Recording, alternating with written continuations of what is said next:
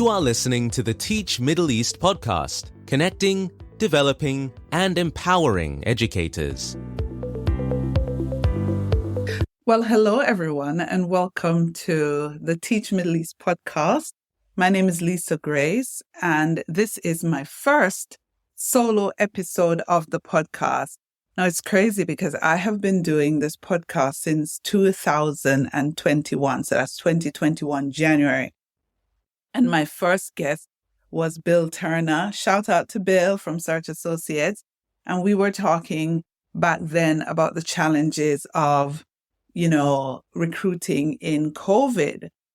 And since then, the podcast has grown and grown. And this is the first time I'm ever doing a solo episode. So it feels strange and I feel a little bit nervous. So if you're watching this on YouTube, if I look a bit out of my depth or a little bit unsure of myself, it's because I've never done this before. But sometimes you have to challenge yourself in order to grow. And that's what I'm doing. So I actually asked on LinkedIn for people to send me questions. I didn't get very many questions, which made me wonder, guys, you don't want to know anything about me and about how we work here at Teach Middle East?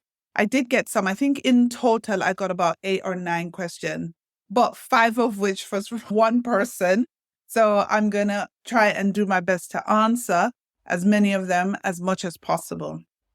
But I want to say a big thank you to everybody who has listened to this podcast. It still amazes me that after starting something with my team that we weren't sure how it's going to go, it has grown. We've had tens of thousands of listeners from all across the globe. I have gone to places and people have said, I listened to your podcast. And it still surprises me. It still amazes me that happens. And what else is so cool is that I call sometimes to different places, different schools, and people go, I know your voice. And I'm going, oh, and they go, oh, yeah, you are the lady from the Teach Middle East podcast. And it is unreal to me because I sit in my little office and I interview some of the best people, the kindest people, the brightest people in education. And I'm just asking the questions. I'm here just simply remaining curious, wanting to learn, wanting to be better, wanting to grow.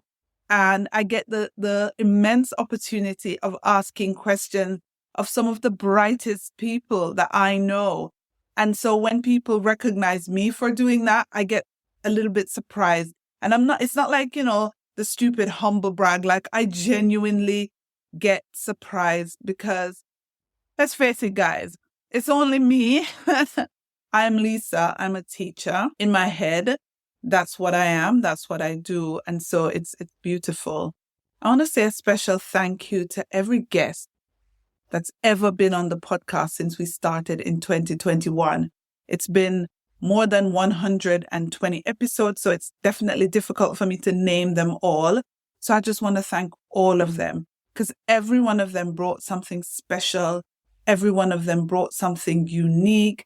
Every one of them gave of themselves and of their time so freely and so genuinely. And it is such a privilege. It's such a privilege. Now, the plans going forward for the podcast is that we continue to unearth some of the greatest minds and talents in education and bring them to the fore, speak to them, give them a platform, help us learn from them, each and every one of us, put them in our AirPods, put them in our car stereo, put them on our YouTube, make it widely available to everyone. I think podcasts are just fantastic for learning and for professional development. And if you are listening to this, please share the podcast. If you're listening to this and you know colleagues in your school, they don't know about the podcast or they don't listen to podcasts as professional development, please, can I ask nicely, pretty please, with my sons always say, Mommy, pretty please with sprinkles. Yeah, pretty please with sprinkles that you share the podcast. Go back in the back catalog. Look at the episodes that resonate with you listen to them, and share them. Okay, enough begging for the day. Right, so I took some time to look back at my 2024, and it has been a year of mixed fortunes, mixed emotions. It was just ups and downs, highs and lows, and the highs were high and the lows were deeply low. So I don't plan my year based on the Gregorian calendar because we work according to the academic year. So this is not a natural end of year for us. Our natural end of year is actually in July. But since January of 2024, we have seen some fantastic growth in our community here at Teach Middle East, in the work that we're doing in our events. We started the year with the Middle East School Leadership Conference, and that was in February. We carried on throughout the year with different webinars and seminars and things online. And then we also led the Middle East Teaching and Learning Conference and the Welcome Reception, which was such a fabulous event, which then led into STEM MENA. Thank you. Listen, STEM MENA, pause for the cause, people. STEM MENA is the best. And I know I do catalog of events with our team and we love them all and they're all fantastic, but STEM teachers are great and that's just the truth. So STEM MENA was fabulous. We had it at the Expo City at Terra Pavilion. Thank you to Dean Riley and the team there at Expo. And then we held the inaugural Middle East Language and Literacy Conference. And oh my God, how good was that event? Like, we unearthed some gems at that event. Gems, I'm telling you. Thank you to everybody who took part in that. That was great. And I really look forward to seeing how the Middle East Language and Literacy Conference, affectionately known as MELLC, I look forward to seeing how that is going to grow and develop. You know, it's one thing to have an idea in your head, but it's a whole other thing to put that idea into the world, to give birth to it, as they say. And the MELLC idea has been in our heads here at Teach Middle East for 5 years easily. And we just couldn't find the right mix of venue and sponsors and all that it takes, all the good ingredients it takes to make an event fantastic until this year. And it was really, really worth the wait. So looking forward to planning that in 2025 with all of our literacy and language educators across the region. And then we had this crazy brain idea of launching the AI in Education Summit. Now, I have to fess up. That was one of those crazy midnight thoughts. Well, more like 3 a.m. thoughts. I don't know if you get those. You get those 3 a.m. thoughts that keep you awake, that like you get it, you're awake, and that's it for the night. You can't go back to sleep. So that's what happened with the AI in Education Summit. And now it's going to be a reality. So on April 24th and 25th, we are going to be hosting that in Dubai. But before that, obviously, the good one, the big one, MESLC 2025 is going to be on February 5 and 6. Now, I don't want this whole episode to be an announcement of events. So I'm going to get right into the questions that have been asked. Please pardon me if you're watching this on YouTube. I'm going to have to read from my phone screen because that's where the questions are. And then I will do my best to answer them as best as possible. Okay, so question from Zubia. So Zubia, I'm going to deal with as many of your questions first. If you're listening to this, shout out to Zubia Ahmed. She's a good egg. She's a good egg. I like her. So the first one is, what inspired your journey from teaching to international school leadership and eventually podcasting?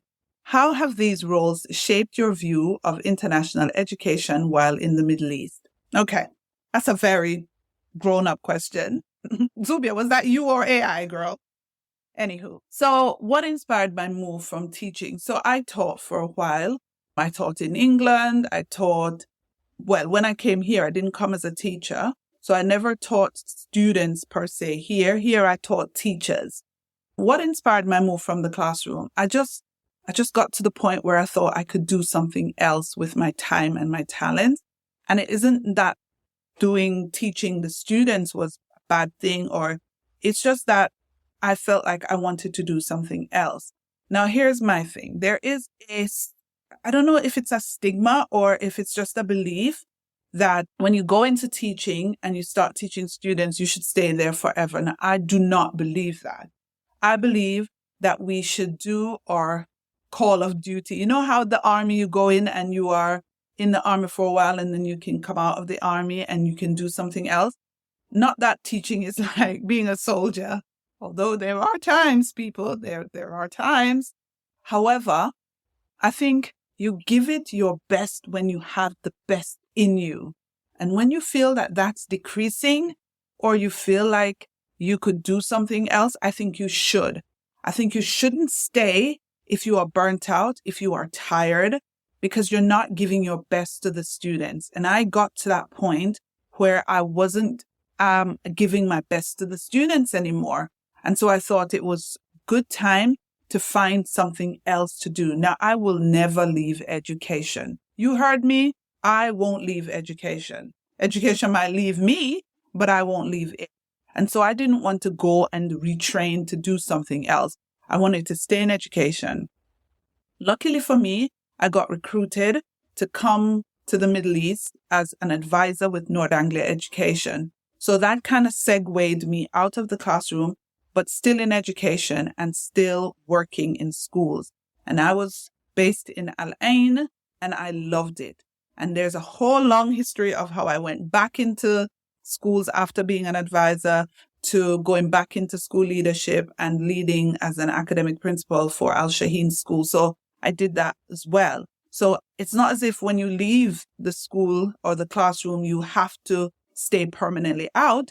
You can recharge, do something else, learn some new skills, and then go right back in the classroom and go right back into school or school leadership. There is no rule that says that you have to start in the classroom and stay there for 30, 40 years if that is not what resonates with you. Now, if that's what resonates with you, go ahead and do it. Now, how did I get into podcasting and doing what I do? I love to write. I've always been a writer. I've written since forever. I used to walk around when I was a child. My mom told me that I used to walk around with a book. I was either always reading or I was always writing something in little exercise books, little poems, little something. And I grew up in the church, so I'm taking you all the way back deep, right? And so every Christmas in our church, we used to do something called the Christmas program, which is like where children go up and they give, speeches, or they say poems, or they give what we call recitations. And so I used to write mine, and I would have mine written, and I would go up. There's a little 4 or 5-year-old girl, and I would say my little thing, and I would come down. And people used to always say, did she actually write that? Because they always used to say that it sounded more well written than what a child could produce. So I've always had that writing bug or that thing. And so when I started teaching, I would always write articles, etc. When I came here, I always wrote for Teach Middle East. Before I became the editor, I was just a writer. And for all the original people with Teach Middle East who knew the former editor, people like Chassis Selawayne, all those guys, they know the former editor. I took over editing full-time, obviously, in 2018. And I think it was just a gradual progression. Now, how did I get into podcasting? COVID. COVID got me into podcasting because we were at home, no way to have events, no way to reach out to our community.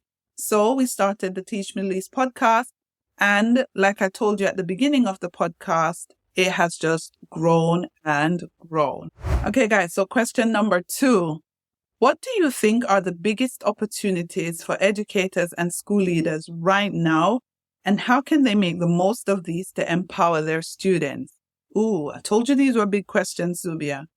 So I think the biggest opportunity right now is for leaders and, school leaders and teachers to actually step away from being didactic and being more facilitators and guides for students. I think with the AI revolution, I think a lot of the content that we normally drill and teach is no longer necessary because the content is available so freely to everybody online.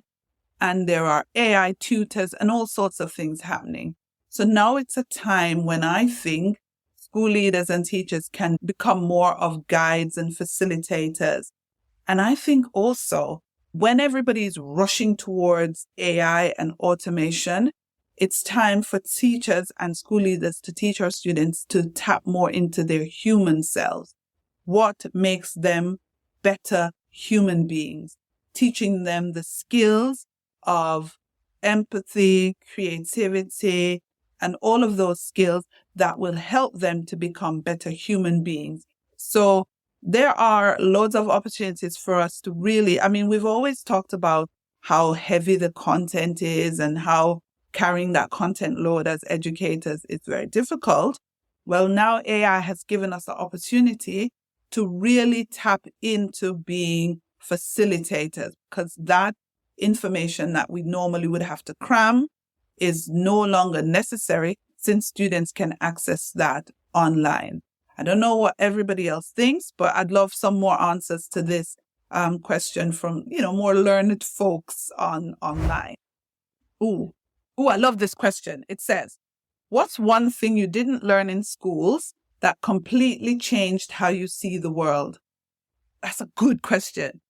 So the one thing I didn't learn in school was about the compound effect. Now, I read this book, I think maybe 7, 8, 9 years ago by Darren Hardy, called The Compound Effect. And I think that book should be a must read for every student. Now, that book is about the nature of how things build and grow little by little, incrementally. And we always talk about incremental gains, but the compound effect is a fantastic thing. And I learned that both for life, in terms of the work that I do, how little steps amount to big change over time. But I also learned that in every aspect of my life, whether it's how I raise my kids, how I, navigate my marriage, how I navigate my finances, it's all about small steps that compound over time. I think a lot of things now, people want it to be done fast and quick, but the compound effect, I think, is one of the greatest things.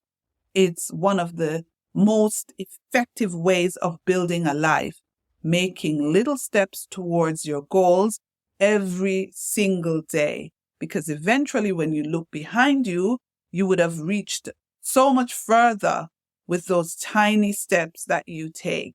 Instead of waiting for that big push, no, make little changes every day. So the compound effect, I think, has completely changed the way I think about life and things in general. Ooh, this is a good one, Zubia. And the last one I'm going to answer from you. But this one, I think I really want to answer it. It says, what's your message for anyone going through some tough stuff at the moment? So as you know, I went through, as you know, or you might not know actually, that this year I lost my brother.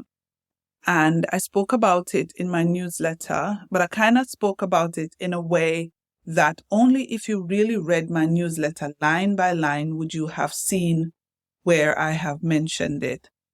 As we know, in this fast-moving age, many people do not read in detail, and that's unfortunate. But I lost my brother in June, on June 3rd to be exact, and it plunged me into grief, anxiety, depression. I don't know what I didn't have. Like, my whole world spun. It was hard. And the reason it was so hard is because my brother was my best friend. Like, he was the person I would call, and I'm not going to tear up. I'm just going to power through this. He was the person I would call to tell everything. And I don't know if you have somebody like that in your life where I would call him to tell him stupid things, Like, I went to the shop, I was supposed to spend 100 dirhams, I spent 200, and he would be like, what's wrong with you, man? And I would be like, I bought this thing and this thing. Is like, you're not even going to use it, is it? And like, just the stupidest thing. Or I would call him, I'd be like, guess where I'm traveling to? And he didn't travel much. He didn't travel at all, to be honest.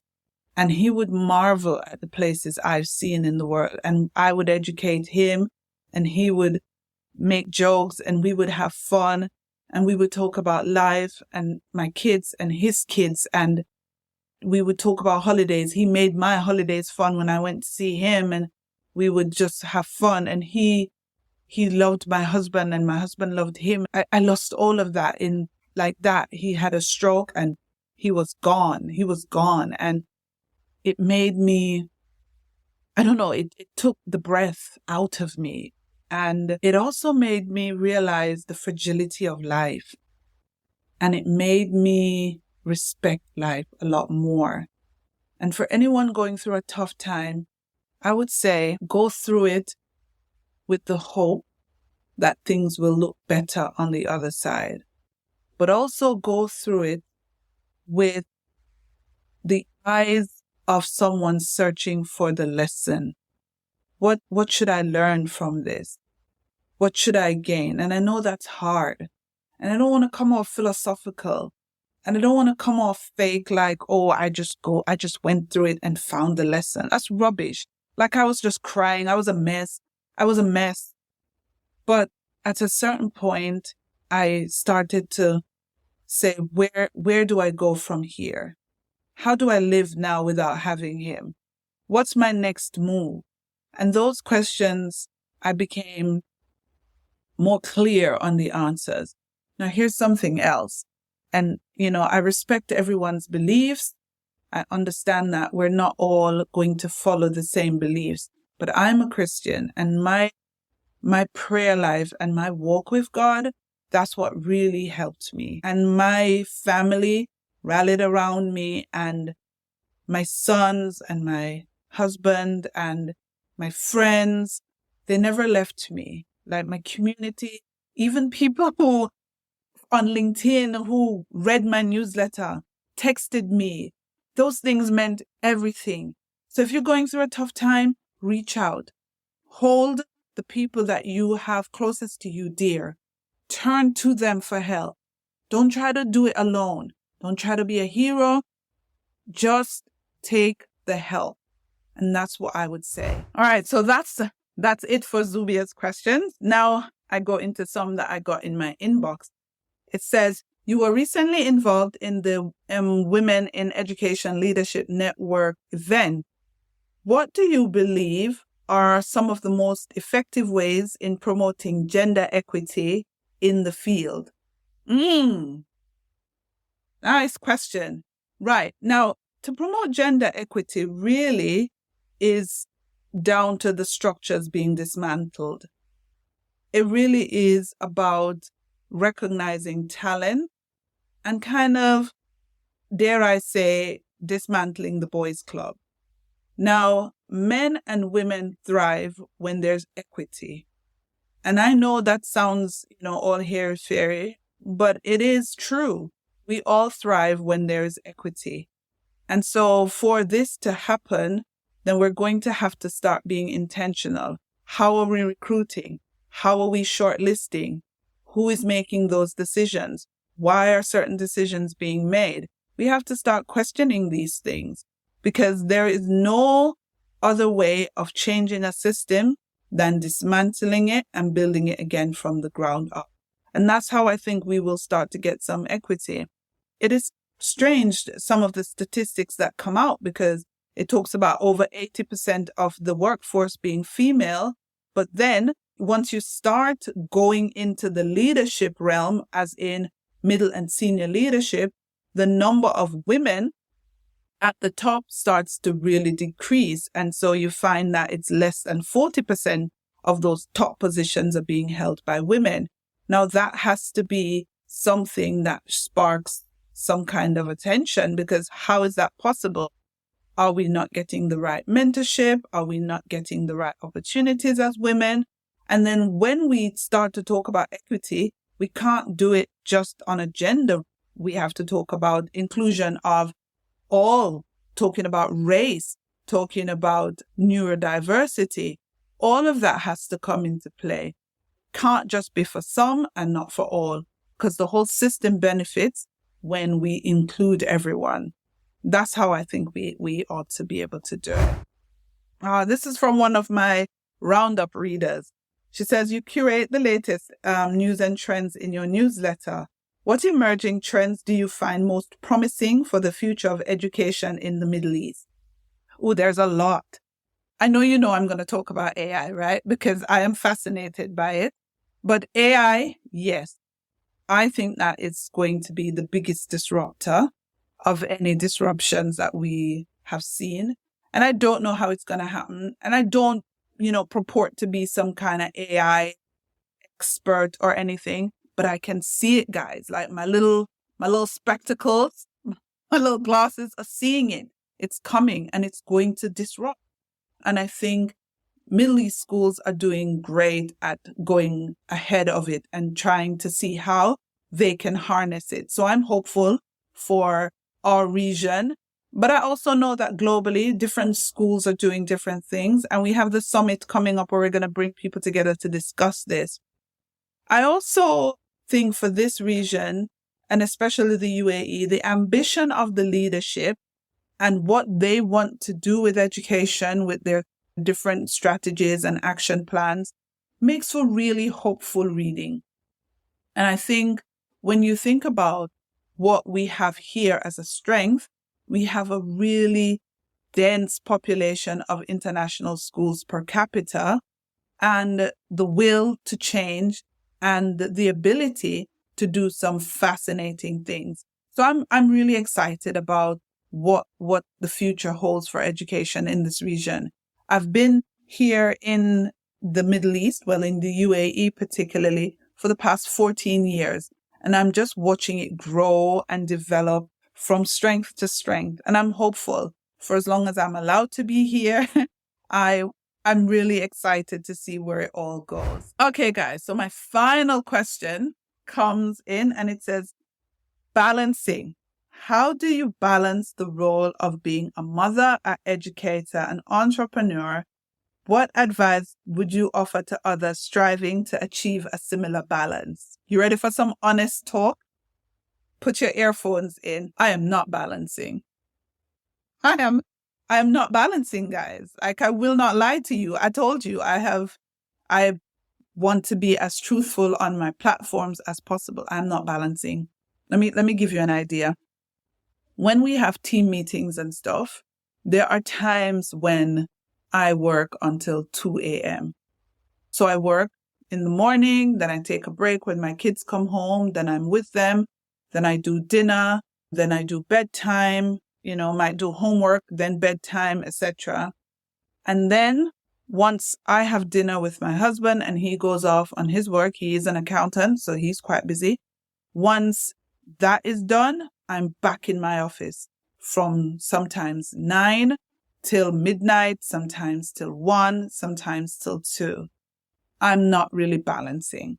And it is difficult.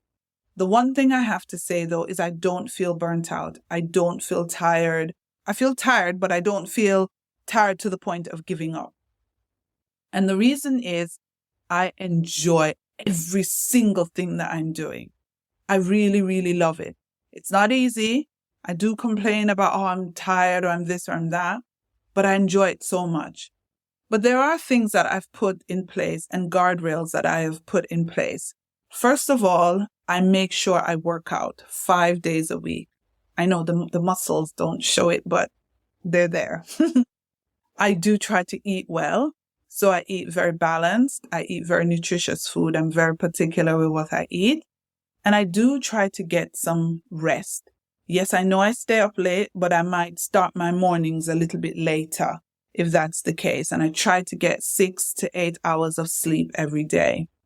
And I also try to keep myself hydrated, and I try to keep my spiritual life in check, my prayer life in check, because you can't find balance. Anyone who says to you, I'm able to do everything neatly, please send them my way. I really want to learn from them. I do make sure I take holidays. In the summer, I travel with my family quite a lot. I love to travel, so that's something that we do. In the winter, like this winter break, this is the last episode of this term, which therefore means for the next 2 weeks or so, I will not be online as much. I will schedule all my posts on LinkedIn. So there will be a post every day, but I won't be at the keyboard. I won't be on my phone for most of the time. I'll be either by the beach or cooking or entertaining friends or going out or going to go see a concert or something. So I do make time for fun. I love to dance. I love to sing. I love to have a good time like everybody else. But it is not always like that. And I feel like I don't want to mislead anyone to think I have the perfect balanced life. No, there are times when I work like a slave, like I work and work and work. When there are events, we have a small team. We're not a big team. And so when there are events, we work non-stop. So I think one of the key things I would say to anybody who's looking for balance is just try to do things you enjoy as much as possible.